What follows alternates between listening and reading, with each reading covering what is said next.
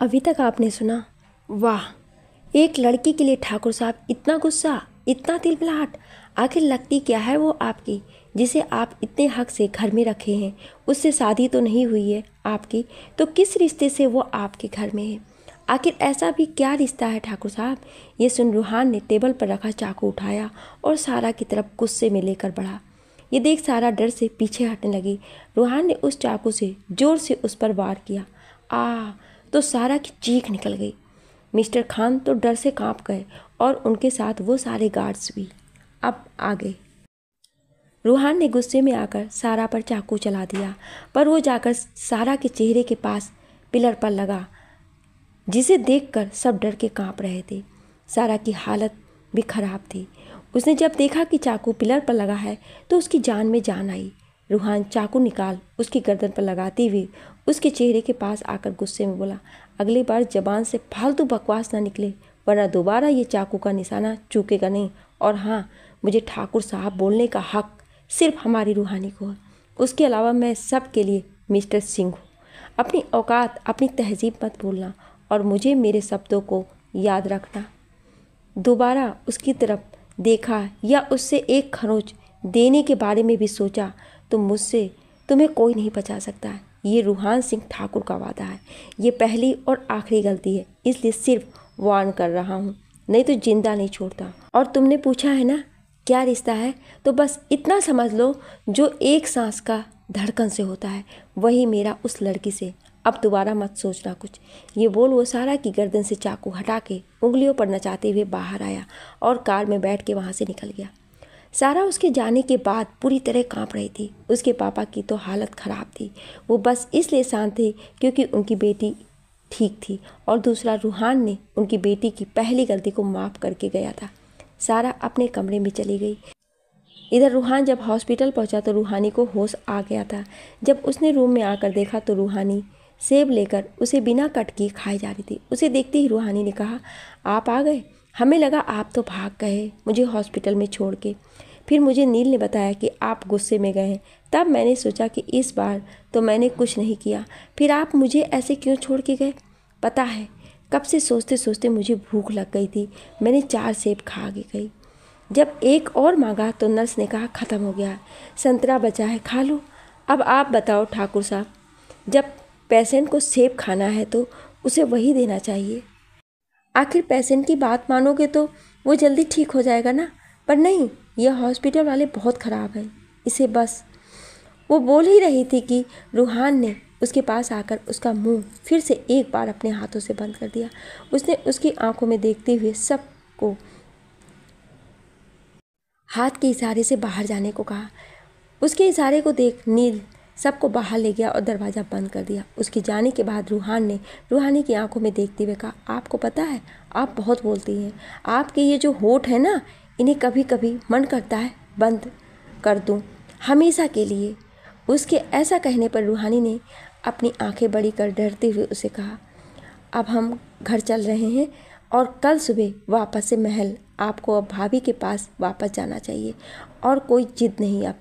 ये बोल उसने रूहानी के होठों से अपना हाथ हटाया और उसके बिखरे बालों को ठीक कर उसके ऊपर से चादर हटा के उसे उसकी शॉल ओढ़ाई और उसे अपनी बाहों में उठा लिया। रूहानी उसके ऐसे उसे बाहों में लेने पर कुछ नहीं कहा। वो बस चुपचाप एक हाथ में सेब लिए बच्चों की तरह उसकी गोद में सिमट गई। रूहान उसे लेकर बाहर निकला तो सब उसे देख रहे थे। नील उसके आगे चलने लगा। गार्ड्स उसे प्रोटेक्ट करते हुए आगे उसके साथ चलने लगे। रूहान के चेहरे को देख रही थी। बहुत शांत था उसका चेहरा। रूहान उसे गाड़ी में बैठाया, उसकी शॉल ठीक करी और दरवाज़ा बंद कर दूसरी तरफ से आकर बैठ गया। सारी गाड़ियाँ बंगले के लिए निकल गईं। कुछ देर में सब घर पहुंची तो जब रूहानी को वापस से बाहों में उठाने लगा तो रूहानी ने उसे हाथ दिखाते हुए कहा, ठाकुर साहब हम ठीक हैं, खुद चल लेंगे, आप परेशान ना हो। उसके ये कहने पर भी रूहान नहीं माना और उसे गोद में उठा लिया। रूहानी ने उससे कहना चाहा तो रूहान ने उसे घूर के देखा तो वो खामोश हो गई। वो उसे लेकर अंदर आ गया। नौकर से गर्म हल्दी वाला दूध लाने को कहा और रूहानी को लेकर उसके कमरे में आ गया। उसे बिस्तर पर लेटा के उसे रेस्ट करने का बोल के वो नीचे चला आया। जब वो कमरे में आया तो उसने दरवाज़ा बंद कर उसे पीठ लगा के आंखों को बंद कर खड़ा हो गया। उसने कुछ वक्त बाद आंखों को खोला और अपने कपड़े चेंज करते हुए सारा की बात याद करने लगा। वो बात भी जो सारा से उसने गुस्से में कहा। उसे समझ नहीं आया कि आखिर उसने ऐसा कहा क्यों था। उसने अपने कपड़े चेंज किया और अपना सारा सामान उठा के स्टडी रूम में चला गया। रात का वक्त, रूहानी का कमरा। रात में बादल घिर आए थे, ठंड बहुत ज़्यादा बढ़ गई थी। रूहानी खाना खा के अपने कमरे में बैठी बुक पढ़ रही थी। तभी उसके कमरे में एक नौकरानी दूध लेकर आई। वो दूध रख के जाने लगी तो रूहानी ने उससे पूछा, क्या ठाकुर साहब ने खाना खा लिया? आप? नहीं मालकिन, वो अभी नहीं खाए हैं। अच्छा, एक काम करो, उनका खाना निकालो, हम आते हैं। उसके कहने पर नौकरानी नीचे खाना निकालने चली गई। रूहानी ने उसके जाने के बाद वक्त देखा तो 10 बज रहे थे। उसने कंबल हटाया और बिस्तर से नीचे उतर गई। उसने अपनी मोजड़ी पहनी, शॉल ली और अपने बैग से उस गिफ्ट को जो उसने रैप कराया था वो लेकर वो नीचे आई और खाने की थाली लेकर रूहान के कमरे की तरफ बढ़ गई।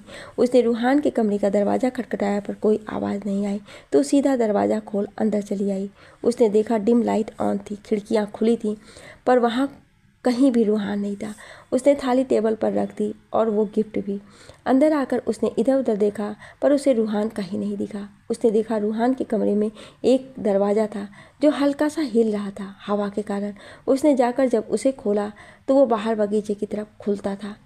सामने बहुत खूबसूरत बगीचा था, हर तरफ फूल थे। एक झूला था पेड़ से बंधा हुआ। रूहानी को बहुत अच्छा लगा ये सब देखकर। उसने खुद से कहा, बताओ, दिल नहीं है पर इतना खूबसूरत नज़ारा अपने कमरे के पास रखा है ताकि जब चाहे देख सके। बड़े छुपे रुस्तम निकले आप तो ठाकुर साहब। ये बोलती हो वहीं दरवाजे पर बनी सीढ़ियों पर बैठ गई। वो वहाँ बैठी ठंडी हवाओं को, आसमान पर घिर आए काले बादलों को देखकर महसूस करने लगी। वो वहाँ बैठी ही थी कि तभी रूहान कमरे में आया और दरवाज़ा बंद कर अंदर चला आया। उसने महसूस किया कि उसका कमरा काफ़ी ठंडा था। उसने देखा कि बाहर की तरफ वाला दरवाज़ा खुला था और रूहानी वहीं बाहर बैठी थी। वो उसके पीछे खड़ा होते हुए बोला, आप यहाँ क्या कर रही हैं? जानती हैं ना, इस तरह किसी के कमरे में नहीं आना चाहिए। रूहानी ने उसकी आवाज़ सुन पीछे मुड़ के देखा और उससे बोले, सॉरी, आपको खाना देने आई थी पर आप थे नहीं। और फिर ये दरवाज़ा दिखा, हमने खोल के देखा तो बहुत खूबसूरत नज़ारा था और फिर हम यहीं बैठ गए। आपका खाना वहाँ टेबल पर रखा है, खा लें आप। ये बोल वो उठ खड़ी हुई। रूहान ने टेबल पर नज़र डाली तो देखा खाने की थाली के पास एक गिफ्ट रखा था। उसने उसे उठाते हुए रूहानी से कहा, ये क्या है? ये आपके लिए छोटा सा गिफ्ट। अब आप ये पूछें कि किस लिए, तो मैं आपको बता दूं कि ये इसलिए है क्योंकि एक तो आपने मुझे यहाँ लेकर आए, मेरा काम कराए, मेरी बातें सुनी और मुझे बिना कुछ कहे, बिना डांटे आपने मेरी जिद मानी। तो थैंक यू ठाकुर साहब। वैसे खोल के देखें, आपको पसंद आएगा। ये बोल वो उसके सामने खड़ी हो गई। रूहान ने उसके कहने पर गिफ्ट को खोल के देखा तो उसमें वही सिल्वर ब्रेसलेट था जो रूहानी ने खरीदा था। रूहान उसे देखते हुए बस मुस्कुरा दिया। रूहानी ने उसके हाथ से ब्रेसलेट लेकर उसे पहनाते हुए कहा, हमें पता है आप महादेव जी को बहुत मानते हैं, इसलिए सोचा कुछ ऐसा दिया जाए जो आपके दिल के पास रहे। तो हमने ये देखा और हमें बहुत अच्छा लगा। वैसे आप पर सूट भी करता है। आप हैं भी महादेव जी की तरह, कब खुश रहते हैं कब नहीं पता ही नहीं चलता। आपके गुस्से से एक वक्त लगता है अभी आप पूरी दुनिया को जला के राख कर देंगे और एक वक्त में भोलेनाथ हो जाते हैं। रूहानी अपने ही मन में बोले जा रही थी। रूहान उसे देखे जा रहा था। रूहानी ने उसे ब्रेसलेट पहनाकर उसकी तरफ देखते हुए कहा, हाँ अच्छा लग रहा है। रूहान ने अपने हाथ में पहने उस ब्रेसलेट को देखा और उससे बोला, आपको कैसे पता कि मैं महादेव को मानता हूँ? क्योंकि मैं तो मंदिर या किसी पूजा में नहीं गया आपके सामने, क्योंकि आप इलाहाबाद में रहना पसंद करते हैं। वो जगह एक ऐसी जगह है जहाँ पर महादेव को सब मानते हैं, तो आप वहाँ उनकी नगरी में रहते हुए भी उनसे दूर रहें, ऐसा हो ही नहीं सकता है। और जहाँ तक रही मंदिर में जाने की, पूजा में रहने की, तो ज़रूरी नहीं ठाकुर साहब कि हम दिखावा करें, तभी हम धार्मिक कहलाते हैं। श्रद्धा मन में होती है। वैसे आप खाना खा लें, ठंडा हो गया होगा अब तक तो, बोलो तो मैं गरम कर दूं। रूहानी के बोलने पर रूहान ने उसकी तरफ देखकर कहा, आज ना जाने क्यों मुझे आपको उस हालत में देखकर बहुत गुस्सा आया। मैं खुद को संभाल नहीं पाया, मैं बहुत डर गया था आपको उस हालत में देखकर। रूहानी ने जब सुना तो वो थोड़ा अजीब सा महसूस करने लगी। उसने रूहान को बिना देखे कहा, आप खाना खा लेना, मैं जाती हूँ, रात बहुत हो गई। ये बोल वो जाने लगी तो रूहान ने उसका हाथ पकड़ लिया और उसे अपने पास खींच लिया। रूहानी आज उसके पास आने से घबरा रही थी, अजीब सा महसूस कर रही थी। रूहान उसे अपने पास लाते हुए बोला, आपको चोट लगी तो ना जाने आज मुझे क्या हुआ, आज जैसे मेरी सांस अटक गई। ये कहती हुई रूहान ने अपने गालों को उसके गालों से छू लिया और उसके कानों के पास आकर कहने लगा। एक वक्त के लिए लगा जैसे जान निकल गई हो। आज पहली बार रूहान सिंह ठाकुर के सीने में ऐसा एहसास हुआ। मैं आपको जैसे खोना नहीं चाहता था। बहुत गुस्सा था, मैं कंट्रोल ही नहीं हो रहा था। पर जब वापस आया और आपको सही सलामत वापस से बोलता देखा, हंसते हुए देखा, बच्चों की तरह गुस्सा करते हुए देखा, तो ना जाने क्यों मेरा गुस्सा शांत हो गया। ऐसा क्यों था रूहानी, क्या था ये, मुझे समझ नहीं आया। ये बोल वो उसके चेहरे को पकड़ के उसकी आंखों में देखने लगा। रूहानी हैरानी से, घबराहट से, परेशान सी उसे देख रही थी। आज रूहान की बातों से उसका दिल जोरों से धड़क रहा था। आज रूहान का पास आना उसे एक अलग एहसास दे रहा था। आज रूहान की छुअन से उसे अंदर तक समेट रही थी। रूहान ने रूहानी के चेहरे पर तेज हवा से आ रहे बालों को हटा के उसके काँप रहे होठों को अपनी उंगलियों से छुआ। उसकी ऐसी छुअन से रूहानी अंदर तक सिहर गई। उसने रिहान को ऐसे पास आते देखा तो घबरा गई। उसकी धड़कन बहुत तेज होती जा रही थी। उसने रूहान को धक्का दिया और उसके रूम से भागते हुए अपने कमरे की तरफ चली गई। रूहान उसे जाते हुए देखकर बोला, आपने बदल दिया है बहुत कुछ, और मेरा दिल इसे रोकना नहीं चाहता है। मुझे नहीं पता ये क्या है जो तुम्हारे रहने पर अच्छा लगने लगा है। ये बोल रूहान ने अपने रूम का दरवाज़ा बंद किया और आकर बिस्तर पर बैठ के अपने हाथ में पहना ब्रेसलेट देखने लगा। इधर रूहानी अपने कमरे में आकर दरवाज़ा बंद कर अपने बिस्तर पर आकर लेटकर अपने मुंह को उसमें छुपा के उसने खुद को अपने में समेट लिया और रूहान की छुअन को अपने बदन पर, अपने होठों पर, उसकी उंगलियों की छुअन को महसूस कर सिमटती जा रही थी। उसने अपना चेहरा लेटे हुए ऊपर किया और खुद से बोली, मुझे आपसे दूर रहना होगा ठाकुर साहब। आपका ये एहसास मुझे ठीक नहीं लग रहा है। मैं आज पहली बार ये एहसास समझ नहीं पा रही हूँ। क्या है ये जो मैंने आपकी आंखों में देखा, वो क्या था, क्या था वो ठाकुर साहब। मैं बस कल किसी भी तरफ से यहाँ से दीदी के पास जाना चाहती हूँ। ये बोल वो आंख बंद करके लेट गई और ना जाने कब उसे नींद आ गई। सुबह का वक्त, रूहान का घर। रूहान रेडी था जाने को आज राजस्थान। उसने नील से प्लेन को रेडी करने को कहा था, पर उसमें कुछ खराबी थी तो उन्हें बाय रोड जाना पड़ रहा था।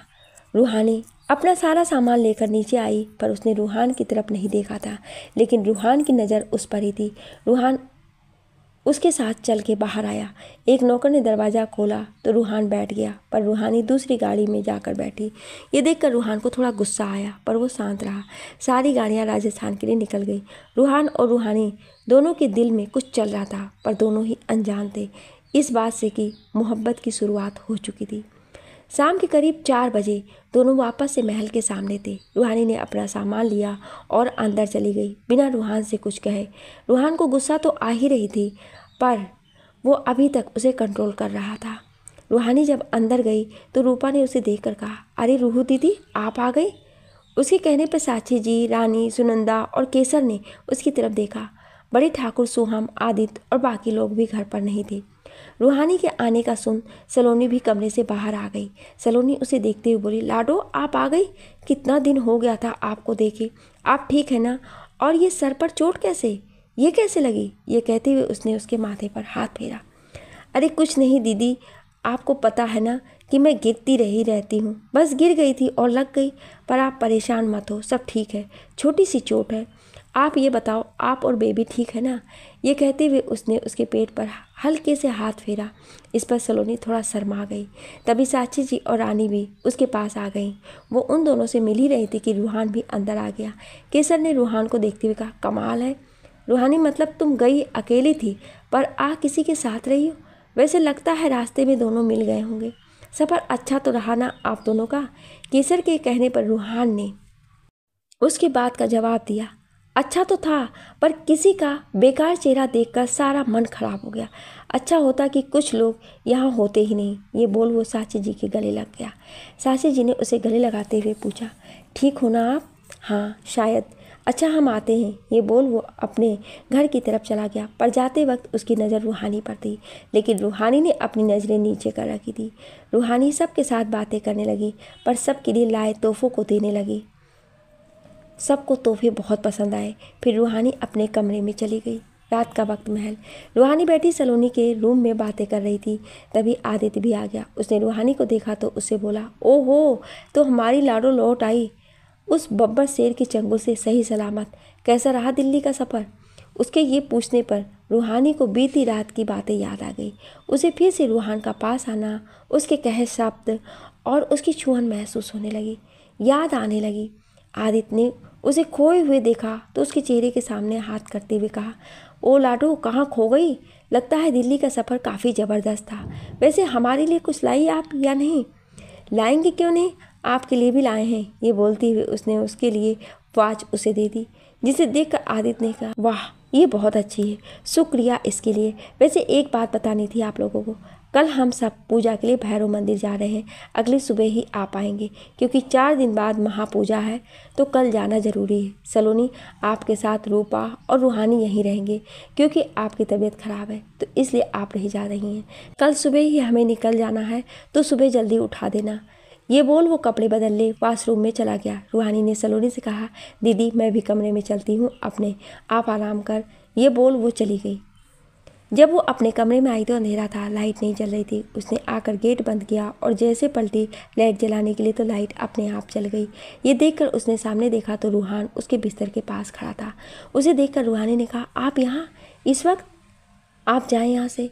रूहान उसके पास आते हुए कहा, सुबह से आप मुझसे दूर हैं, मुझे देख नहीं रही हैं, बात नहीं कर रही हैं। पूछ सकता हूँ ऐसा क्यों है? क्या हुआ है ऐसा? ये कहते हुए वो उसके पास पड़ रहा था। रूहानी ने अपने पैर पीछे करते हुए कहा, आप जाएं, रात बहुत हो चुकी है। इस वक्त आपका मेरे कमरे में आना ठीक बात नहीं है। किसी ने देखा तो फिर से बवाल होगा, जो मैं नहीं चाहती। उसके ऐसे बोलने पर रूहान ने उसके पास आकर उसे अपने पास खींच लिया। उसका एक हाथ रूहानी की कमर पर था। उसकी नज़रें रूहानी के पास परेशान, घबरा रहे चेहरे पर थी। रूहानी खुद को उससे दूर करने के लिए कोशिश करने लगी, पर रूहान की पकड़ रूहानी के कमर पर कसती जा रही थी। हार के रूहानी ने उससे भरी नज़रों से देखा, क्या चाहते हैं आप मुझसे दूर ना जाएं, बात करें जैसे पहले करती थी। दूर गई तो मेरा गुस्सा झेलना होगा, मुझे इग्नोर मत करना, वरना मुझे भी नहीं पता मैं क्या कर जाऊंगा। मुझे आदत सी हो गई है आपके बकबक की, आपकी उटपटांग हरकतों की, और आपकी भी, तो मेरी नज़रों के सामने रहो। ये बोलती हुई रूहान ने उसकी आंखों से झलक आए आंसुओं को साफ किया। रूहानी ने बिना उसकी तरफ देखते हुए कहा, क्यों चाहते हैं आप ये? रूहान ने उसके चेहरे को पकड़ के अपने पास लाकर उसके चेहरे को अपने चेहरे पर महसूस करते हुए बोला, मुझे नहीं पता, पर मेरा दिल चाहता है। मैं उसकी बात अनसुनी नहीं कर पा रहा हूँ। आप सामने रहें, बस यही चाहता हूँ। ये बोल उसने उसे छोड़ा और कमरे से निकल के बाहर चला गया। रूहानी ने उसके जाते ही दरवाज़ा बंद कर उससे पीठ लगा के खड़ी होकर बोली, क्या हो रहा है ये कान्हा जी? क्या है ये? क्यों इनके पास आने से मुझे एक अजीब एहसास हो रहा है। नहीं, मुझे नहीं रहना है इनके पास। ये बोलते हुए उसने अपने चेहरे को अपने हाथों से ढक लिया। इधर केसर ने रूहान को रूहानी के कमरे से निकलते हुए देख लिया था, और उसके दिमाग में क्या चल रहा था ये कह पाना अभी मुश्किल था। सुबह के 4 बजे महल। सब लोग तैयार होकर सुबह की मंदिर के लिए निकल रहे थे। आज सुबह से काले बादल थे और उनके साथ रह रहकर बूंदाबांदी भी हुए जा रही थी। बड़े ठाकुर सबके साथ मंदिर के लिए निकल रहे थे। उनके साथ कुछ नौकर भी जा रहे थे। आदित्य ने रूहानी और रूपा को समझाते हुए कहा, आप दोनों सलोनी का ख्याल रखना और अपना भी। ये बोल वो सलोनी की तरफ देखने लगा जो सोफे पर बैठी थी। सब बाहर निकल के आए, पर सलोनी कहीं अंदर बैठी रही।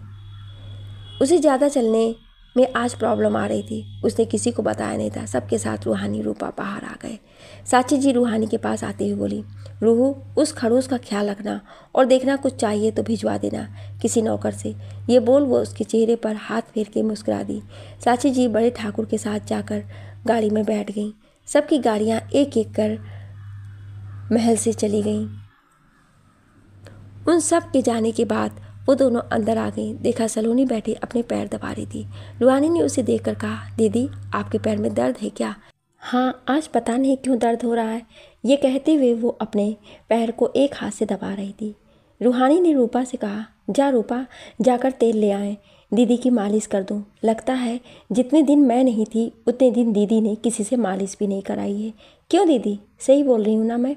इस पर सलोनी चुप रही, पर रूपा ने जाते हुए कहा, सही बोल रही हो आप रूहू दीदी। भाभी ने आपके ना रहने का बहुत फ़ायदा उठाया है। ये किसी की नहीं सुनती थी, यहाँ तक कि भैया की भी नहीं। ये सुनते ही रूहानी ने कमर पर हाथ रखकर सलोनी को घूरते हुए देखकर कहा, दीदी ये क्या सुन रहे हैं हम? बोला था ना लापरवाही मत करना, फिर क्यों किया आपने ये सब?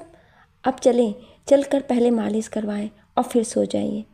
वैसे भी 4:15 हो रहे हैं, इस वक्त क्या करोगी उठ के? ये बोल रूहानी सलोनी को सहारा देकर उठा के कमरे में ले गई। रूपा भी वहीं चली आई थी।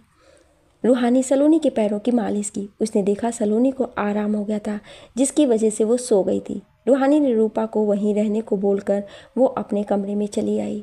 सुबह के 8 बजे महल। सलोनी जब सो के उठी तो उसने देखा कि सूरज निकल आया था। वो कमरे से निकल के बाहर आई तो देखा पूजा हो चुकी थी और रूहानी रूपा दोनों ही बैठ के बातें कर रहे थे।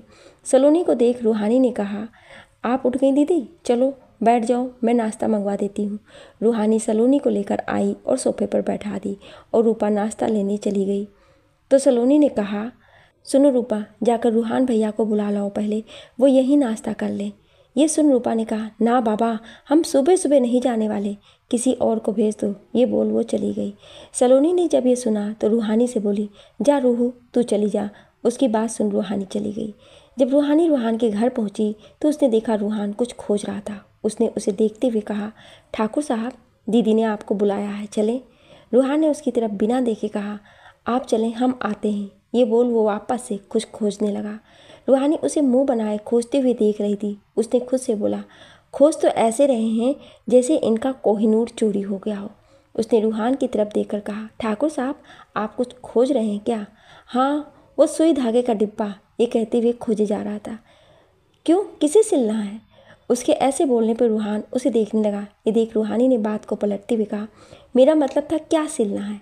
मेरे शर्ट के बटन टूट गई है और कोई शर्ट प्रेस भी नहीं है कि पहन सकूं। रूहानी ने कहा, आप हटो, मैं देखती हूँ। ये बोल वो खोजने लगी। रूहान अपनी फाइल्स देखने लगा। रूहानी ने खोज के सिलाई का बॉक्स उसके पास लेकर आई और उसे देते हुए कहा, लीजिए। रूहानी सिलाई के डिब्बे को उठा के उसमें से सुई धागा निकाल के बटन लगाने के लिए जैसे बटन उठाया वैसे ही उसके फ़ोन पर कॉल आने लगा। उसने एक हाथ से उठा के फ़ोन कान पे लगा लिया और कंधे से अटका के सिलाई करने की कोशिश करने लगा। रूहानी ने जब देखा कि रूहान परेशान हो रहा है तो उसने आगे बढ़ के उसके हाथ से सुई धागा ले लिया। रूहान ने जब देखा तो उसने आंखों से इशारा कर शांत खड़े रहने को कहा। रूहान एक हाथ से फ़ोन कान पर लगाए बातें करे जा रहा था, पर उसका ध्यान रूहानी पर था जो उसके बहुत पास खड़ी थी। रूहानी बटन टाँक रही थी। उसके ऐसे पास होने पर रूहान का दिल बहुत तेज़ी से धड़क रहा था। रूहानी ने जब धागा काटने के लिए उसके सीने पर चेहरे को झुकाया और धागा तोड़ने लगी तो उसकी सांसें उसे बेचैन करने लगी। रूहानी ने धागा तोड़ा और उससे बोली, लो हो गया, अब आप जल्दी करें, दीदी ने कुछ खाया नहीं है, आपका इंतज़ार कर रही हैं, आओगे तो खाएंगी, जल्दी चलें। ये बोल वो जाने लगी। उसके जाने के बाद रूहान ने बात करके फ़ोन रखा और कमरे में आकर शीशे में देखते हुए बटन लगाया और कोट पहनते हुए रूहानी के बारे में सोचने लगा। कुछ देर में वो महल आया तो सलोनी बैठी उसका ही इंतज़ार कर रही थी। उसे देखते हुए रूहान ने कहा, भाभी आप बैठी क्यों हैं, नाश्ता क्यों नहीं कर रही हैं? सलोनी से बोलने से पहले ही रूहानी ने कहा, वो आपका इंतज़ार कर रही थी कि उनके प्यारे देवर जी आएंगे और वो फिर खाएंगी, पर उनके देवर को तो उनकी चिंता ही नहीं है। ये बोलो नाश्ते की ट्रे को उनके सबके सामने टेबल पर रख दी। रूहान उसके ऐसे कहने पर उसे घूर के देख रहा था। सलोनी ने नाश्ते की प्लेट देते हुए कहा, इसकी बातें छोड़ो आप भैया, ये तो बावली है, कुछ भी बोलती है। ये सुनते ही रूहानी ने मुंह खोल आंखें बड़ी करते हुए कहा, मैं बावली हूँ तो आपका देवर क्या है? पता है आपको दीदी, जब दिल्ली गई थी मैं, तब मैं इनके ऑफिस गई एक दिन। पता है साहबजादे के केबिन में एक लड़की थी और आपको पता है वो इनके इतने नज़दीक खड़ी थी कि इनके पसीने छूट रहे थे। वो तो हम थे जो आपके छोटे ठाकुर साहब को इज्जत के साथ वहाँ से बचा लाए, नहीं तो आप कहीं मुँह दिखाने लायक नहीं होती। बताओ, ऐसे जनाब बहुत बोलते हैं, इतनी बड़ी बड़ी आंखें दिखाते हैं, पर उस वक्त नहीं बोला गया और मुझे बावली बोलती हैं। उसकी बात पर सलोनी ने हंसते हुए कहा, क्या बात है देवर जी, कौन थी वो जो आपके इतने करीब खड़ी थी? कहीं आपने कोई देवरानी तो नहीं खोज ली? ये बोल सलोनी हंसती। तभी रूपा भी वहाँ आ गई। रूहान ने इस बार बिना गुस्सा किए कहा, वैसे भाभी लड़की बहुत अच्छी है, कभी आपसे मिलवा दूंगा, बहुत सुंदर है वो, बस पता नहीं अभी कि आखिर क्या है उसे, जैसे पता चला मैं आपको बता दूंगा। ये कहते हुए उसकी नज़र रूहानी पर थी। उसने नाश्ता ख़त्म किया और ऑफिस के लिए निकलने लगे तो सलोनी से बोला, भाभी आप अपना ख्याल रखना, कोई बात हो तो मुझे फ़ोन कर देना, मैं आ जाऊँगा। ये बोल वो चला गया। महल में अब बस 3 लोग और कुछ नौकर ही रह गए। सलोनी अपने कमरे में चली गई। रूहानी बारिश की वजह से आज स्कूल नहीं गई। वो रूपा के साथ हॉल में बैठी कुछ काम करने लगी। रात का वक्त महल। रूहानी सलोनी को खाना खिला कर रूपा को वहाँ छोड़ के बाहर चली आई थी। बारिश रुकी ही हुई थी कि काले बादल अभी भी घेरे हुए थे। वो छत पर चली आई और बैठी हुई वहाँ कुछ लिखने लगी। रूहानी की आदत थी कि एक डायरी लिखा करती थी। रूहान अभी तक महल नहीं आया था। रूहानी बैठी छत पर डायरी लिख रही थी कि तभी उसे दूर कुछ रेत पर बंजारे आग जलाए वहाँ बैठे गाते हुए सुनाई दिए। वो उठ के छत से ही सुनने लगी। तभी रूहान ना जाने कहाँ से आकर उसके पीछे आकर खड़ा हो गया। रूहानी अपने में मगन बस बंजारों को सुने जा रही थी। तभी रूहान ने कहा, अच्छा गा रहे हैं ना? रूहानी उसकी आवाज़ सुन चौंक कर पीछे मुड़ के देखी और बोली, आप कब आए?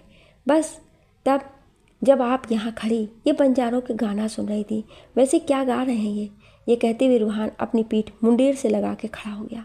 इस पर रूहानी ने कहा, आप राजस्थान में रहे हैं ठाकुर साहब, आपको ये समझ नहीं आ रहा है। हम यहाँ नहीं रहे हैं रूहानी, जब यहाँ रहने आए तब वो सब हो गया और आज तक कभी भी यहाँ नहीं रह पाए। हाँ, बस मैं माँ के पास ना सही पर साथ जरूर रहा, इसलिए यहाँ के रीति रिवाजों से, यहाँ की चीज़ों से मैं बहुत दूर हूँ। हाँ, ये कह सकते हो कि खुद तक मैंने किसी को नहीं आने दिया। 15 साल के उस हादसे ने बहुत कुछ छीन लिया हमसे रूहानी, बस अब खुद को अकेले ज़्यादा अच्छा महसूस करते हैं। ये सब कहते हुए रूहान ने अपनी पीठ रूहानी की तरफ कर लिया। रूहानी को रूहान के दर्द का एहसास आज अपने सीने में हो रहा था। उसने आगे बढ़ के रूहान का हाथ अपने हाथ में थामा और उससे बोला, ठाकुर साहब एक बात कहें आपसे? रूहान ने उसे देखते हुए कहा, हाँ बोलो। आप एक बार कोशिश क्यों नहीं करते? आप अपने दिल पर हाथ रख के पूछें कि क्या आपके बाबा ऐसा कर सकते हैं? ठाकुर साहब बड़े ठाकुर आज भी प्यार सिर्फ बड़ी माँ से ही करते हैं। बहुत ज़्यादा चाहत है उनके दिल में उनके लिए। आप एक बार फिर से सब जानने की कोशिश क्यों नहीं करते? आखिर जो सबूत केसर जी ने दिया वो झूठ भी तो हो सकते हैं। क्या पता उन्होंने सब बनाया हो। प्लीज़ आप एक बार फिर से पता करें। क्या पता सच कुछ और ही हो। और एक बात, केसर जी कुछ छिपा रही हैं। जानते हैं आप, उस दिन जब आप हमें मार्केट में लेने आए थे उस दिन भी वो किसी से बात कर रही थी। हम आपसे बात करना चाहते थे पर मौका नहीं मिला। मुझे लगता है बात वो नहीं है ठाकुर साहब जो 15 साल पहले आपके सामने दिखाया गया। बात कुछ और ही है। वो ये बोल ही रही थी कि रूहान ने अपने हाथों को उसके हाथों से आज़ाद कर वहाँ से बिना कुछ बोले चला गया। रूहानी उसे जाते हुए देख रही थी। उसके जाने के बाद रूहानी भी उदास मन से अपने कमरे में चली आई। वो अपने कमरे में आकर लेट गई और ना जाने कब उसे ये सब सोचते हुए नींद आ गई। रात के 2 बजे के करीब रूहानी के दरवाजे पर जोर जोर से पीटने की आवाज़ आ रही थी। उसने अलसाई हुई आंखों से उठा के सुना तो रूप आती, दीदी, रूह दीदी, दरवाज़ा खोलो, भाभी को दर्द शुरू हो गया है। ये सुनते ही रूहानी ने जल्दी से उठ के दरवाज़ा खोला। उसके दरवाज़ा खोलते ही रूपा ने घबराई आवाज़ में कहा, दीदी, भाभी को दर्द शुरू हो गया है, आप उनके पास चलो, मैं भैया को बुलाती हूँ। ये बोलो भागते हुए रूहान के पास गई। रूहानी दुपट्टा लेते हुए सलोनी के पास भागी। उसने देखा उसके पास 2 नौकरानी थी। सलोनी दर्द में चीखे जा रही थी। रूहानी उसे ऐसे देखकर डर गई थी। वो जल्दी से उसके पास आई और उसके हाथ पकड़कर बैठते हुए बोली, दीदी आप परेशान न हो, हम आपको अभी हॉस्पिटल ले चलते हैं। ये कहते हुए उसने उसका हाथ पकड़े हुए उसके सर को सहलाया। बाहर पहले से ही तूफान और बारिश हो रही थी। रूहान जब आया तो रूहानी ने उसे देखते हुए कहा, ठाकुर साहब दीदी को हॉस्पिटल ले जाना होगा अभी, प्लीज़ जल्दी करें। पर रूहानी बाहर की हालत तो बहुत ख़राब है, कैसे इन्हें ले जा पाएंगे इस वक्त? बाहर तूफान है, बारिश है। 1 मिनट रुको। उसने पीछे मुड़ के रूपा को तरफ देखते हुए कहा, रूपा आपकी माँ दाई माँ का काम करती है ना, जाओ उन्हें लेकर आओ जल्दी। रूपा सुनते ही भागी। इधर सलोनी दर्द में रूहानी के हाथों को पकड़े बैठी थी। कुछ देर में रूपा की माँ आई। रूहान बाहर चला गया। उसकी माँ ने कहा, आप बाहर जाएं बेटा, मैं देखती हूँ। उनके कहने पर रूहानी ने कहा, नहीं, मैं कहीं नहीं जाऊंगी। उसकी जिद पर रूपा की माँ ने कुछ नहीं कहा। वो अपना काम करने लगी। रूहान कमरे के बाहर था। 1 घंटा बीता, 2 घंटा बीतने को था कि अंदर सब शांत हो गया। ये सब सुनकर वो थोड़ा घबरा गया। रूहानी ने रोते हुए दरवाज़ा खोला तो रूहान डर गया। रूहानी भाग के उसके गले लगकर रोने लगी। रूहान उसे बाहों में भरे उससे बोला, क्या हुआ रूहू, बोलो क्या हुआ। रूहानी जब दरवाज़ा खोल रोते हुए बाहर आई तो उसे ऐसे रोता देख रूहान घबरा गया। वो उसके पास जाकर उसे पकड़ के पूछा, रूहानी क्या हुआ, आप रो क्यों रही हैं, सब ठीक है ना, भाभी और बेबी ठीक है ना, बोलो रूहानी। रूहानी के कुछ कहने से पहले ही रूपा छोटे से बच्चे को एक सफ़ेद कपड़े में लपेटे हुए अपनी गोद में लेकर बाहर आई तो रूपा को देख रूहान ने कहा, रूपा भाभी कैसी हैं। भाभी ठीक है भैया, देखें अपने छोटे से भतीजे को। ये कहते हुए उसने सलोनी के बच्चे को उसकी तरफ कर दिया, गोद में उठा के। रूहान ने उसे देखते हुए अपनी गोद में ले लिया और उसे गोद में लेते हुए उससे बोला, जब सब ठीक है तो ये बड़बोली रो क्यों रही है। अरे भैया, रूहू दीदी तो ऐसी ही हैं, जब देखो हर बात पर रोने लगती हैं। आप तो अंदर आए और भाभी से मिले। ये बोल वो रूहान को अंदर भेजी और रूहानी की तरफ देखकर बोली, दीदी बस भी करो, अब चलो आंसू पोंछो और जाकर अपने बेटे को देखो, आखिर आप उसकी इकलौती मौसी हो, आओ चलो। ये बोल वो उसका हाथ पकड़कर अंदर ले गई। रूहान बच्चे को गोद में लिए खुश होते हुए सलोनी से बोला, भाभी ये तो भैया पर गया है, पर इसकी आंखें आप पर गई हैं। सलोनी ये सुनकर मुस्कुरा दी। अभी वो काफ़ी कमज़ोर थी। रूहानी जब अंदर आई तब उसे देखकर वो बोली, अरे रूहानी ऐसा क्यों मुंह बना के रखी हो, क्या हुआ है तुझे। रूहानी ने आंसू पोंछते हुए सुबह के कहा, कुछ नहीं दीदी, कुछ नहीं तो लो अपने बेटे को गोद में। सलोनी के कहने पर रूहानी ने डरते हुए कहा, ना बाबा, वो इतना छोटा सा है, मैं नहीं संभाल पाऊंगी उसे, कहीं गिर गया तो। उसके ये कहने पर रूहान ने कहा, इधर आओ मैं हेल्प करता हूँ, डरपोक कहीं की। ये कहते हुए उसने बच्चे को रूहानी के हाथ में दे दिया और उसके पीछे से उसके दोनों हाथों में रखे बच्चे को अपने हाथों से थाम लिया। रूहानी बच्चे को गोद में लेकर बहुत खुश हो रही थी। बच्चे ने जब हल्के से इधर उधर किया तो रूहानी खुशी से रूहान की तरफ देखने लगी और फिर वापस बच्चे को देखने लगी।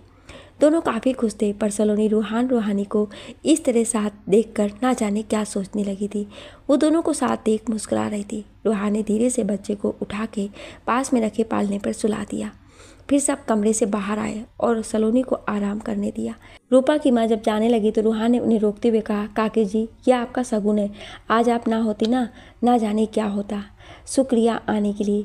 ये बोल उसने कुछ पैसे उनके हाथ पर रख दिए और सारे नौकरों को बुलवा के मिठाई बनाने को कहा और उन सबको नेक देकर वो जाने लगा। तो रूहानी ने कहा, ठाकुर साहब आप भूल रहे हैं, किसी और को भी नेक देना है। जब रूहानी ने ये कहा तब रूहान ने पीछे मुड़ के पूछा, किसे भूल रहा हूँ मैं।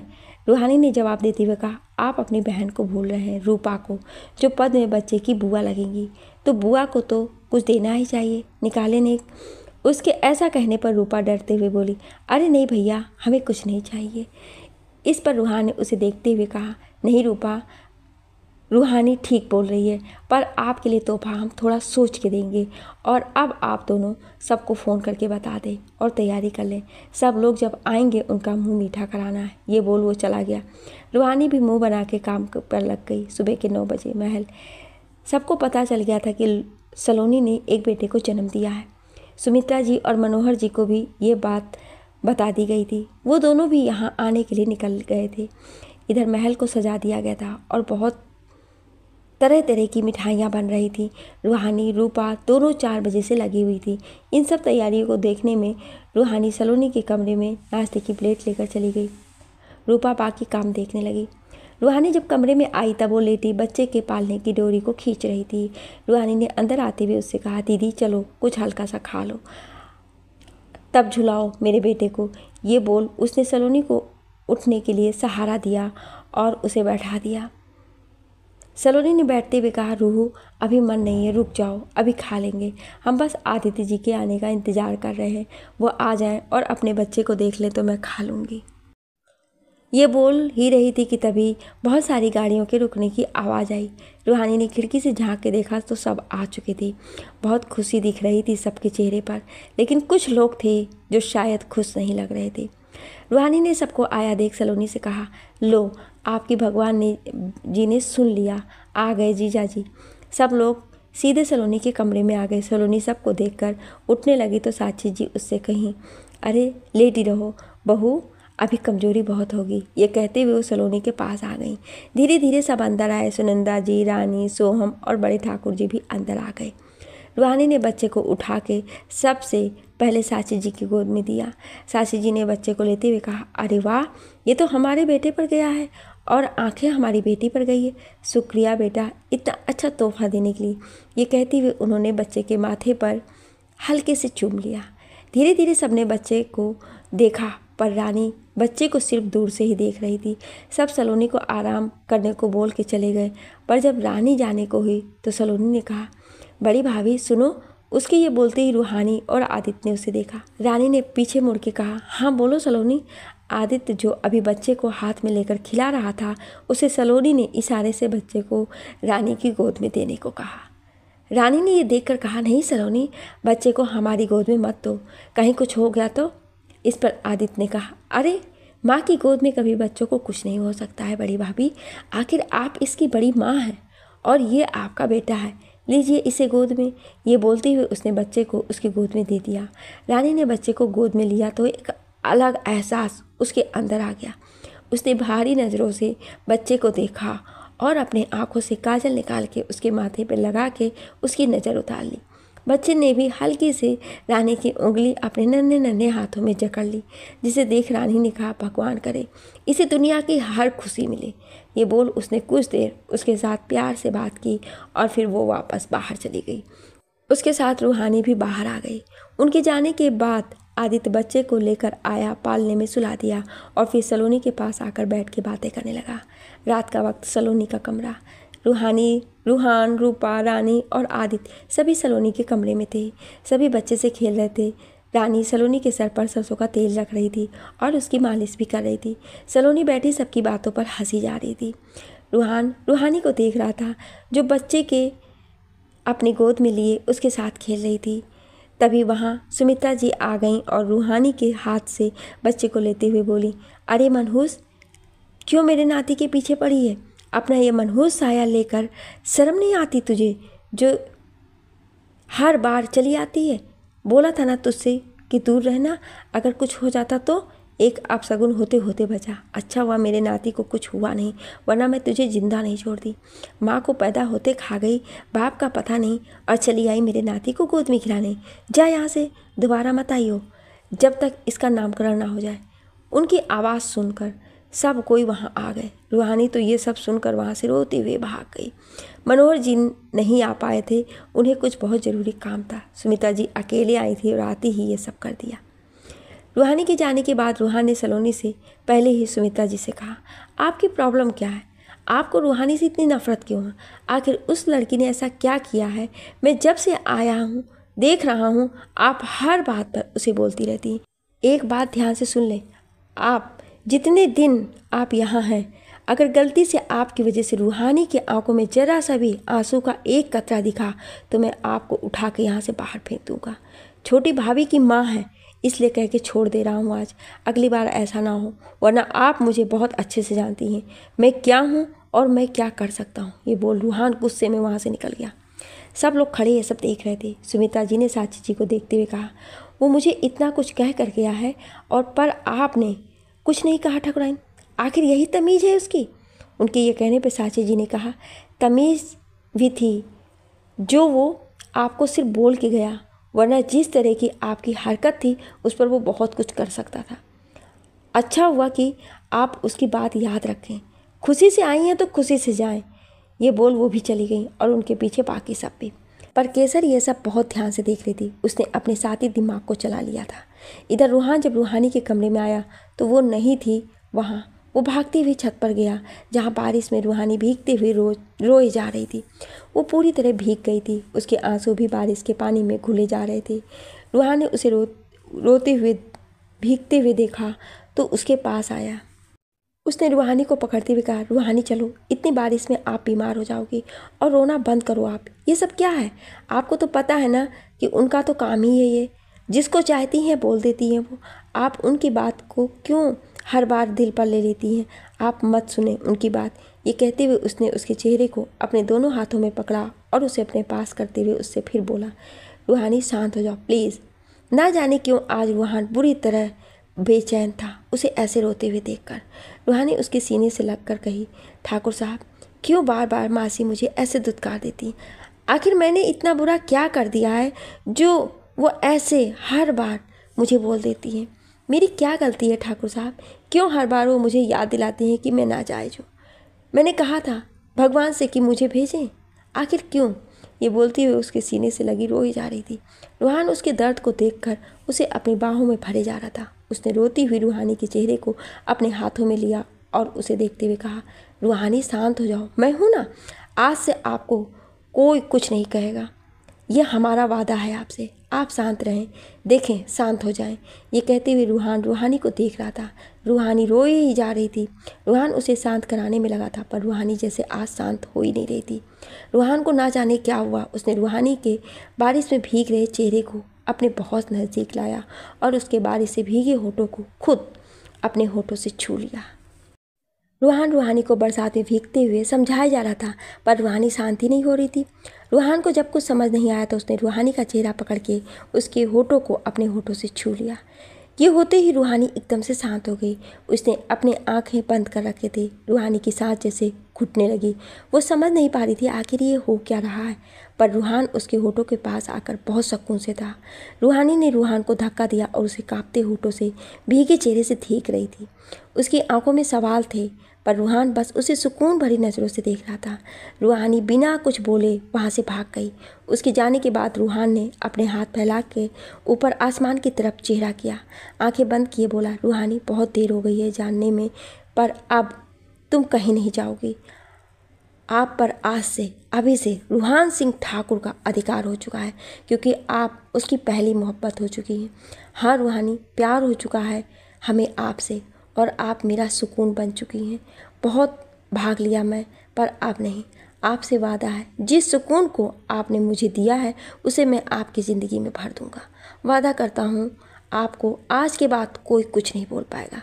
ये कहते हुए उसने अपने हाथों को बालों पर फेरा और इस महल की छत से अपने घर की छत पर चला गया। इधर रूहानी अपने कमरे में भीगी हुई आई और दरवाज़ा बंद करके उससे पीठ लगा के खड़ी हो गई। उसने अपनी आंखों को बंद किया तो उसे एहसास हुआ जैसे उसके चेहरे को रूहान ने पकड़ा हो और एक बार फिर रूहान के होठों की वही गर्मी रूहानी अपने होठों पर महसूस कर रही थी। उसने अपनी आंखों को खोल के देखा तो कोई नहीं था। सामने लगे आईने में वो भीगी खड़ी थी। उसके होठों पर एक अलग ही रंग था। उसने खुद के चेहरे को साफ किया और वॉशरूम में चली गई। दूसरी तरफ केसर ने सब देख लिया था। उसने सुमित्रा जी की आंखों में गुस्सा नफरत दोनों को देखा था, रूहानी के लिए, रूहान का प्यार और दर्द भी। और इससे अच्छा मौका क्या मिलता जब वो दोनों से एक साथ अपनी बेइज्जती का बदला ले सकती थी। उसने एक बहुत सोची समझी चाल बनाई। वो सीधा सुमित्रा के कमरे में गई। उसने वहाँ जाकर देखा तो वो बैठी थी। उसने अंदर जाकर कहा, आपकी आज्ञा हो तो अंदर आ जाऊँ मैं? सुमित्रा जी ने उसे देखकर कहा, बोलूँगी नहीं तो क्या नहीं आओगी? अरे आप तो गुस्से में लग रही हो भाई साहब। वैसे मुझे भी बहुत बुरा लगा जब रूहान ने आपसे वो सब कहा। आखिर आप माँ हैं, आपकी बेटी के लिए फ़िक्र जायज़ है और आपको जो सही लगा आपने वो सब बोल दिया। इसमें इतनी तो कोई बड़ी बात नहीं थी, पर रूहान ने सबके सामने आपको सुना दिया। ये कहते हुए वो अंदर आ गई थी। तो आप क्या हमें ताने मारने आई हैं केसर जी? ये कहते हुए सुमित्रा जी उठ खड़ी हुई। इस पर केसर ने कहा, अरे नहीं सुमित्रा जी, मैं तो आपको कहने आई थी कि आखिर आप रूहानी की शादी क्यों नहीं करा देती? अरे उससे शादी हो जाएगी तो वो चली जाएगी सलोनी से दूर, आपसे दूर और इस घर से दूर। तब तो उस मनहूस लड़की का साया किसी की ज़िंदगी पर नहीं पड़ेगा। आप भी खुश रहोगी और वो आपको दिखेगी भी नहीं। उसकी बात पर सोचते हुए बोली, वैसे बोल तो आप ठीक रही हैं, इसकी शादी के बाद सब ठीक हो जाएगा, पर इतनी जल्दी लड़का? अरे हाँ, एक लड़के का रिश्ता लाए थे मैं, उसे ही बोल देती हूँ। कल ये आ रहे हैं तभी बात कर लेती हूँ और इस बार इसकी शादी करा के इसे यहाँ से विदा कर देती हूँ। मनहूस कहेंगी, ये बहुत अच्छा है। सबकी बातें सुनने से अच्छा है आफत को ही अपने दूर से कर दो और देखो तब क्या होगा। बस आप रूहानी से बात कर उसे बोल दो कि जिस लड़के को आप दिखा रही हैं उसके लिए हाँ कर दे। इधर रूहानी गई, उधर आपकी मुसीबत भी गई। तब सलोनी भी आपसे नाराज़ नहीं होगी। सुमित्रा जी उसकी बात पर बोली, हाँ केसर जी, आप बोल तो बहुत अच्छी बात रही हैं, तो कल ही बात करती हूँ मैं इस मनहूस को यहाँ से विदा करने की। शुक्रिया मुझे बताने के लिए। ये कहते हुए सुमित्रा जी ने उसके हाथों को पकड़ लिया। केसर ने शांति से हंसते हुए कहा, कैसी बातें करती हैं आप, ये तो फ़र्ज़ था हमारा। अच्छा मैं चलती हूँ। ये बोल वो कमरे से बाहर निकल गई। उसने अपनी चाल शुरू कर दी थी। वो तो कमरे में आकर दरवाज़ा बंद कर खुद से बोली, मुझे नाचने वाली कहा था ना तूने रूहान, देख तेरी मोहब्बत को कैसे सरेआम बेइज्जती करती हूँ। रूहानी की बारात आएगी, दूल्हा भी होगा, पर वो किसी की दुल्हन नहीं बनेगी, क्योंकि वो मैं होने नहीं दूंगी। वो तेरे सामने बदनाम होगी और तू कुछ नहीं कर पाएगा, और अगर तू कुछ करेगा भी तो बड़े ठाकुर और तेरे बीच की खाई और गहरी हो जाएगी, और मुझे ये देखने में बहुत मज़ा आएगा। ये कहते हुए वो आराम कुर्सी पर बैठ गई। सुबह का वक्त महल। सुबह से रूहानी किचन में थी, वो बाहर नहीं गई थी। रूपा जब रसोई घर में आई तो उसने रूहानी से कहा, दीदी मौसा जी आ गए हैं, आपको बुला रहे हैं। ये सुनते ही रूहानी ने खुश होते हुए कहा, क्या मौसा जी आ गए? तू ये देख, मैं मिल के आती हूँ। ये कहते हुए वो सब छोड़ के सलोनी के कमरे की तरफ भागी। जब वो अंदर जाने लगी तो उसे सामने ही सुमित्रा जी बैठी दिख गई और वो वहीं रुक गई। पर मनोहर जी ने ये देखकर कहा, सलोनी बेटा आओ अंदर, रुक क्यों गई? देख तेरा बेटा कितना प्यारा है।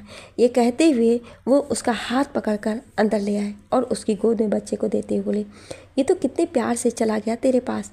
लगता है इसे भी पता है कि आप इसकी मौसी हो, माँ के जैसी हो आप इसकी। पर कुछ लोगों को तो जैसे मासी का मतलब ही नहीं पता है। ये कहते हुए उन्होंने सुमित्रा जी की तरफ देखा। सुमित्रा जी उनको ऐसा कहने पर शांत रहीं। मनोहर जी ने सलोनी और वहाँ खड़े आदित्य को देखकर कहा, सलोनी के लिए एक लड़का देखा है हमने, बहुत अच्छा और ख़ानदान भी बहुत बढ़िया है। कल वो सब उसे देखने आ रहे हैं। रूहानी बेटा आपको कोई परेशानी तो नहीं है ना? रूहानी ने उनकी तरफ देखकर बहुत बुझे मन से कहा, नहीं मौसा जी, आप जो करेंगे ठीक करेंगे। ये बोल वो बच्चे को सलोनी के पास लेटा के जाने लगी तो मनोहर जी ने उससे कहा, रूहानी बेटा अगर आप किसी को पसंद करती हैं तो वो भी बता देना, हम उससे मिल लेंगे। वह आगे कुछ बोल पाते या कह पाते कि रूहानी ने उनकी बात काटते हुए कहा, नहीं मौसा जी, ऐसा कुछ नहीं है मेरी ज़िंदगी में। आप सब लोग मेरे लिए जो करेंगे, जिसे चुनेंगे, मेरे लिए वो बहुत अच्छा होगा। उसके कहने पर मनोहर जी ने उसके सर पर हाथ रखकर प्यार से सहलाया। रूहानी वहाँ से चली गई। उसके जाने के बाद सुमित्रा जी वहाँ से चली गई। जब वो बाहर गई तब सलोनी ने मनोहर जी से पूछा, पापा इसके बारे में एक बार माँ से बात कर लेना, उनकी राय भी ले लीजिएगा, जो भी है तो आखिर हमारी है। सलोनी के कहने पर मनोहर जी बोले, अरे इस लड़के की बात मैं आपकी माँ से बहुत पहले ही कर चुका हूँ, पर पहले उन्हें कोई फ़र्क नहीं पड़ा। उन्होंने मुंह भी खोला तो गंदा ही बोला। मैं भी रूहानी की पढ़ाई को देखकर रुक गया, पर कल रात उन्होंने ही मुझे कहा कि उन्हें बुला लें। और सच मानो सलोनी बेटा, तो रूहानी के लिए ये अच्छा होगा कि उसकी शादी हो जाए, वो अपने पति के घर में खुश रहेगी। कम से कम आपकी मम्मी के ताने तो नहीं सुनना होगा। आदित्य ने ये सुनकर कहा, आप ठीक बोल रहे हैं पापा, वैसे भी लाडो की शादी अब कर देनी चाहिए।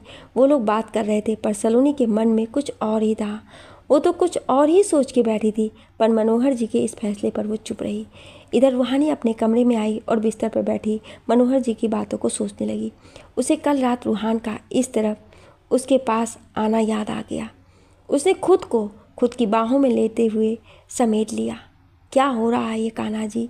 एक तरफ ये मौसा जी और दूसरी तरफ वो सब जो मैं कुछ दिनों से महसूस कर रही हूँ। क्यों आखिर ठाकुर साहब इस तरफ पास आ गए हैं? उन्होंने कुछ सोचा क्यों नहीं? अच्छा होगा कि मुझे मौसा जी की बात मानकर यहाँ से चले जाना चाहिए। ये सब कहते हुए उसने अपनी आंखों को बंद कर लिया। दूसरी तरफ जब सुमित्रा जी कमरे में आई तो खुश होते हुए खुद से बोली, अच्छा हुआ मैंने इनसे कल रात ही बात कर लिया, नहीं तो पता नहीं क्या होता। चलो अब कल वो लोग इसे देख कर चले जाएं और पसंद होने पर जल्दी ही मैं इसे निपटा दूं। जाइए यहाँ से मनहूस कहेगी। ये कहते हुए उसने अपने दोनों हाथों को मसल दिया। दोपहर का वक्त महल। सोम के कमरे में सुनिंदा जी और सोम अकेले बैठे बातें कर रहे थे। सुनिंदा ने सोम से कहा, तुम कुछ करो सोम, कहीं ये रूहान यहीं न रुक जाए।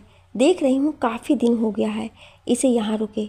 महीना ख़त्म होने को आ रहा है, ये तो जाने का नाम ही नहीं ले रहा है।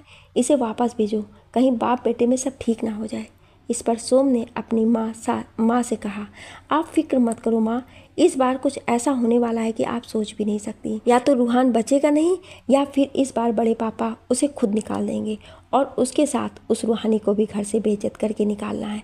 बहुत हो गया इन दोनों को मेरे रास्ते में आने का, और अब कुछ अपने परिवार को आगे बढ़ाने की बात सोचो। आप इस खानदान के आप सबसे बड़े बेटे हैं। कितने बार आपको समझाया है कि अच्छे से रखो उसे और अच्छा बर्ताव करो, पर तुम्हें तो जैसे सुनाई ही नहीं देता है। कुछ भी करो, पर मुझे अब एक वारिस चाहिए जो तुम्हारे बाद इस घर की गद्दी को देखे।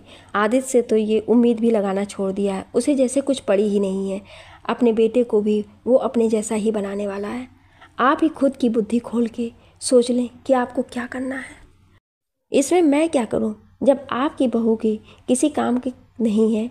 आपने तो एक ऐसी औरत के सर मर दी जो मुझे बाप का सुख ही नहीं दे सकती है। मैं ऊब चुका हूँ उस औरत से। ये बोल वो उठ खड़ा हुआ। मुझे तेरा बेटा चाहिए, अब तो देख ले क्या करेगा। ये बोल सुनंदा वहाँ से चली गई। उसके निकलने के बाद रानी ने उसे जाते हुए देखा। रानी ने सब कुछ सुन लिया था। जब वो लोग बातें कर रहे थे तब वो वहीं खड़ी होकर सब सुन रही थी। उसने खुद से कहा, सोम जी, कमी मेरे अंदर नहीं आपके अंदर है, और आपने कितने आराम से कह दिया कि मैं गलत हूँ। पर मुझे लगता है कि अब वक्त आ गया कि सब हमारे रिश्ते का सच जाने। ये कहते हुए रानी ने अपने बहते हुए आंसुओं को साफ किया और वहाँ से चली गई। रात का वक्त, सभी डाइनिंग टेबल के पास बैठे खाना खा रहे थे। खाने के बीच में मनोहर जी ने कहा, बड़े ठाकुर साहब, आपसे एक बात करनी थी, इजाज़त हो तो कहूँ। उनकी बात पर बड़े ठाकुर ने कहा, जी मनोहर जी बोले, क्या बात है। वो रूहानी को देखने कल लड़के वाले आने वाले हैं, तो आपसे बिना पूछे यहाँ बोल लिया है। आपको कोई परेशानी तो नहीं है ना। उनकी ये बात सुनकर एक वक्त के लिए साची जी और बड़े ठाकुर हैरान रह गए। उन्हें शायद इस बात की उम्मीद नहीं थी, पर बड़े ठाकुर ने अपने आप को संभालते हुए कहा, अरे नहीं मनोहर जी, रूहानी तो हमारी बेटी जैसी है। इससे अच्छा क्या होगा कि रूहानी का रिश्ता यहाँ से हो, और बल्कि मैं तो ये चाहता हूँ कि इसकी डोली मेरे महल से निकले। ये कहते हुए उन्होंने पास खड़ी रूहानी को देखा, जो उन्हें देख बस हल्के से बेमन का मुस्कुरा दी। बड़े ठाकुर ने मनोहर जी से पूछा, तो कल किस वक्त आ रहे हैं वो लोग, बता दें, आप तो सारी तैयारी करा दें हम लोग। मनोहर जी ने उनकी तरफ देखते हुए कहा, जी कल 12 बजे तक आ जाएंगे। उनकी बात सुन बड़े ठाकुर ने सबको तैयारी के लिए बोल दिया और वहाँ से चले गए। उनके जाने के बाद बाकी सब भी खाना खा के चले गए। वहाँ सिर्फ रूपा और रूहानी ही रह गए। रूहानी ने आज सुबह से रूहान को नहीं देखा था और ना ही उसकी आवाज़ सुनी थी। वो बेचैन थी। उसका मन एक तो रिश्ते की बात को लेकर उखड़ा हुआ था, उस पर से रूहान आज सुबह से पता नहीं कहाँ था। जब रूहानी से नहीं रहा गया तो उसने रूपा से पूछा, रूपा, ये ठाकुर साहब नहीं दिखाई दे रहे, कहाँ है ये खड़ूस सिंह। रूपा ने नौकरों को बर्तन देते हुए कहा, अरे दीदी, आपको नहीं पता, भैया तो सुबह ही अपने काम से उदयपुर चले गए हैं, कल शाम तक आएंगे शायद। अच्छा चलें, आप भी खाना खा लें। ये बोल वो रसोई में चली गई। रूहानी वहीं खड़ी सब देख रही थी। रात के 1 बजे रूहानी का कमरा। रात के 1 बज चुके थे, पर रूहानी को जैसे नींद ही नहीं आ रही थी। शायद आज उसे रूहान से दूर रहने की बेचैनी थी। वो उठ के खिड़की पर आई और रूहान के घर की तरफ देखने लगी। उसके घर में अंधेरा था, बस बाहर की लाइट्स ऑन थी। उसे समझ नहीं आ रहा था कि क्यों उसका मन उदास है। वो खड़ी खिड़की के बाहर देख ही रही थी कि तभी उसे कुछ टूटने की आवाज़ आई। उसे लगा शायद उसका वहम है, पर दोबारा जब उसे बाहर से कुछ टूटने की आवाज़ आई तो उसने बिस्तर पर रखा, अपना दुपट्टा लिया और बाहर निकल गई। वो बाहर निकलकर इधर उधर देखने लगी तो उसे कोई नहीं दिखा। वो वापस आने को हुई, फिर उसे आवाज़ आई। उसने ध्यान से सुना था, आवाज़ रानी के कमरे से आ रही थी। उसने जल्दी से जाकर उस तरफ रानी के दरवाजे को खटखटाया तो अंदर सब शांत था। उसने आवाज़ लगाते हुए धीरे से कहा, दीदी, रानी दीदी, सब ठीक है ना, आप ठीक हो ना। उसके कहने पर सोम ने गुस्से में दरवाज़ा खोल के उसे देखते हुए कहा, क्या है, इतनी रात को दरवाज़ा क्यों पीट रही है। रूहानी ने डरते हुए कहा, वो रानी दीदी ठीक है ना, जाकर खुद देख ले, मेरे पास वक्त नहीं है तेरे इन फालतू चीज़ों का जवाब देने का। ये बोल सोम वहाँ से चला गया। वो नशे की हालत में था। रूहानी ने उसके जाने के बाद जब कमरे में कदम रखा तब देखा कि कमरा बिखरा हुआ था। जब उसकी नज़र रानी पर गई तब उसका दिल धक से रह गया। वो आंखें फाड़े खड़ी रही। रूहानी जब रानी के कमरे में गई तो वहाँ की हालत देख वो हैरान थी। उसने जब रानी को देखा तो सहम गई। रानी बिस्तर पर बेसुध आँख खोले लेटी हुई थी। उसके कपड़े अस्त व्यस्त थे और जगह जगह से फटे हुए थे। उसके बाल बिखरे हुए, चेहरे पर जख्म के निशान पर उसके खून भी निकल रहा था। ऐसा लग रहा था जैसे वो बहुत पुराने जख्म हो। रूहानी गेट बंद कर जल्दी से रानी के पास आई। उसने बिस्तर पर लेटी रानी को उठाते हुए कहा, दीदी दीदी आप ठीक हो ना? ये सब क्या है? आपकी ये हालत? दीदी आप कुछ बोल क्यों नहीं रही हैं? दीदी सुन रही हैं ना आप मुझे? दीदी। ये कहते हुए उसने रानी को झकझोर दिया। उसके ऐसा करने पर रानी ने उसकी तरफ देखा और ज़ोर से उसे पकड़कर रो दी। रूहानी उसे कस के पकड़े शांत कराते हुए बोली, दीदी ये सब क्या है? आपके साथ सोम जीजाजी ने ऐसा किया है? वो आपके पति होकर ऐसा कैसे कर सकते हैं? आप शांत हो जाओ, मैं हूँ ना, आप शांत हो जाओ। ये कहते हुए उसने उसके चेहरे को पकड़ के आंसुओं को साफ किया और उसे पानी पिलाते हुए उससे बोली, दीदी मुझे तो ये समझ नहीं आता है कि आखिर ये सब आप सहती क्यों हैं? आप इतनी पढ़ी लिखी लड़की हैं, आप जानती हैं कि ये गलत होता है। इस तरह आपके साथ ज़बरदस्ती करने का अधिकार उन्हें नहीं है। आप किसी से कुछ बोलती क्यों नहीं हैं? आखिर आप सुनिंदा काकी या बड़ी माँ से बोलें, वो ज़रूर कुछ ना कुछ करेंगी। आप क्यों खुद को ऐसे तिल तिल कर मार रही हैं? छोड़ के क्यों नहीं चली जाती हैं आप? उसकी इस बात पर रानी ने कहा, किसके पास जाऊँ रूहानी? माँ बचपन में चली गई थी, बाबा शादी के बाद मुझे छोड़कर चले गए, चाचा चाची हैं जिन्होंने आज तक भी नहीं पलट कर देखा कि मैं कैसी हूँ, किस हाल में हूँ। मैंने आवाज़ उठाने की कोशिश की थी रूहानी, मुझे उसकी कीमत मेरे बच्चे को मेरी कोख में ही मार देने की कीमत चुकानी पड़ी, जिसका ये नतीजा निकला कि मैं कभी दोबारा माँ नहीं बन सकती। उन्होंने उस बच्चे को मेरी ही कोख में मार डाला था रूहानी। ये कहते हुए रानी रोई जा रही थी।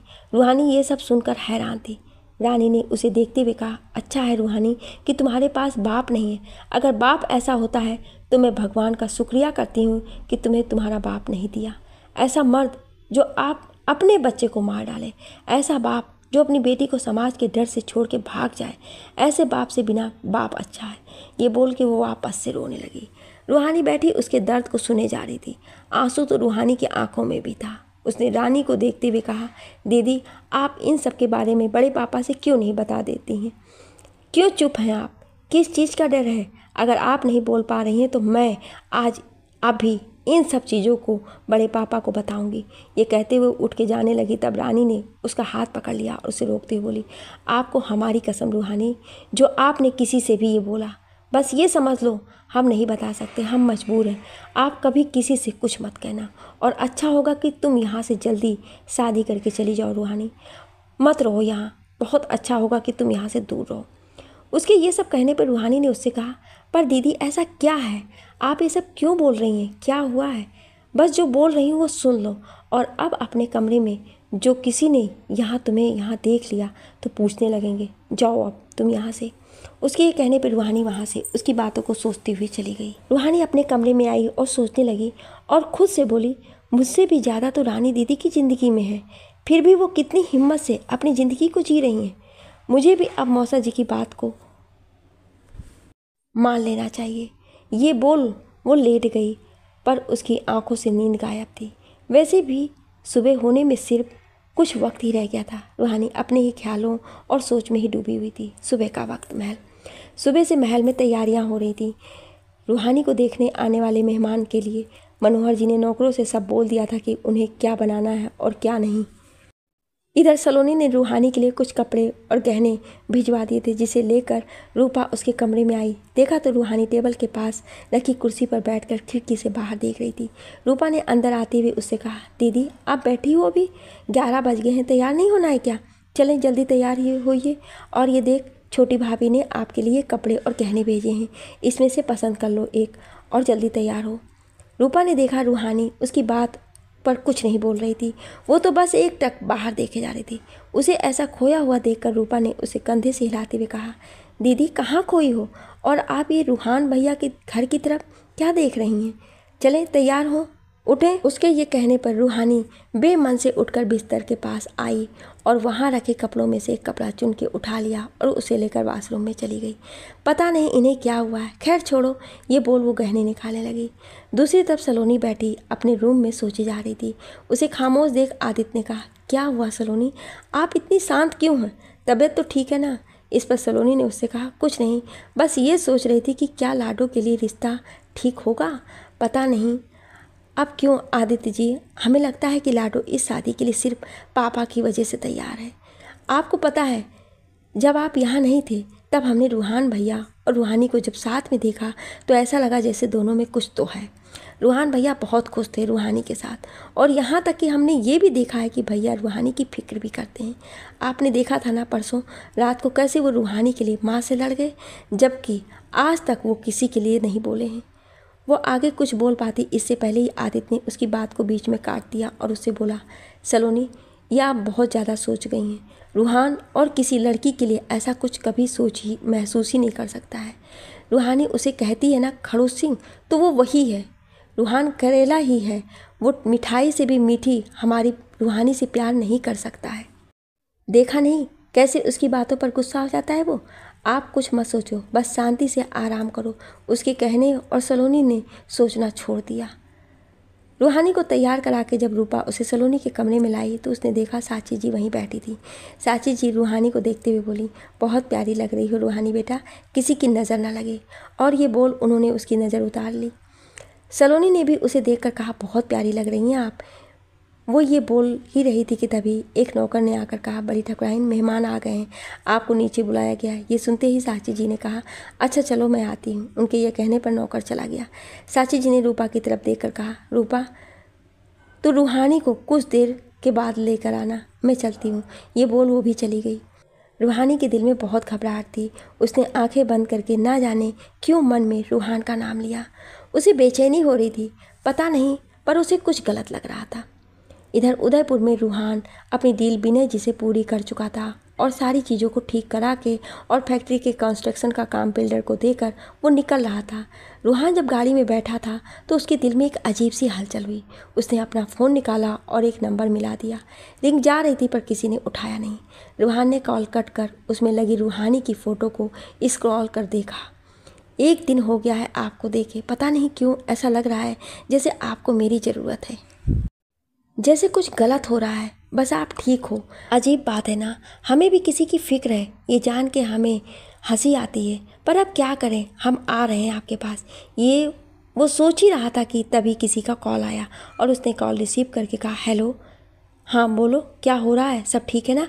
उधर से एक आदमी ने उससे क्या कहा ये नहीं पता, पर उसकी बात से रूहान गुस्सा भी था और परेशान भी। उसने फ़ोन कट किया और खुद से बोला, बहुत गलत कर रहे हैं आप, लगता है अंदाज़ा नहीं है आपको कि किससे मुसीबत मोल ली जा रही है। चलो देखें हम भी कहाँ तक टिक पाते हैं। ये कहते हुए उसने गाड़ी की विंडो से बाहर देखा। शाम का वक्त महल। रूहानी लड़के वालों को सामने बैठी थी। मनोहर जी ने लड़के के पिता से कहा, आपको रूहानी कैसी लगी। राठौर साहब और समीर बेटा, अगर आपको कुछ बात करनी हो तो कर लो रूहानी से। इस पर समीर ने कहा, तब से माँ और पापा रूहानी से पूछ ही तो रहे हैं, अब मैं क्या इनसे पूछूं।